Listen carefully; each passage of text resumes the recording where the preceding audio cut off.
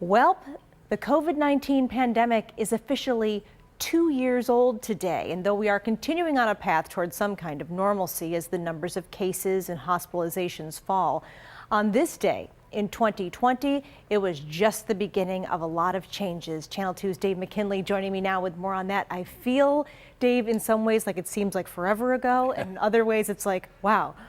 I want you to think back to the start of this and how it will probably be something for today's young people, something that they will be telling their grandchildren about, perhaps even being able to recall where they were when they heard the announcement, which would usher in an era of uncertainty, disruption, fear, skepticism, and sadness.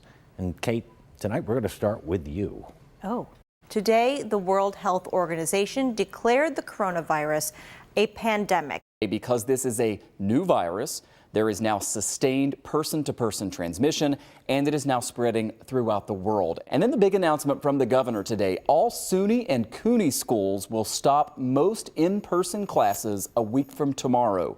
They will instead transition to online classes for the rest of the semester. Wegmans now is limiting some products that are in high demand, like hand sanitizer. The UB women play in the quarterfinals of the MAC tournament. It's going to be a pretty quiet game, though, because the tournament is closed off to fans. Chef Paolo Martinegni lives in Italy. Her country is on lockdown because of coronavirus. We do know, per the WHO, that about 80% of cases are mild and lead to a full recovery. And New York State is trying to increase its ability to test for the coronavirus. And within the next week, all the necessary equipment will be in place at Roswell for them to test at least 40 samples a week. It's been one of the stranger reactions to coronavirus concerns. People around the globe stockpiling toilet paper.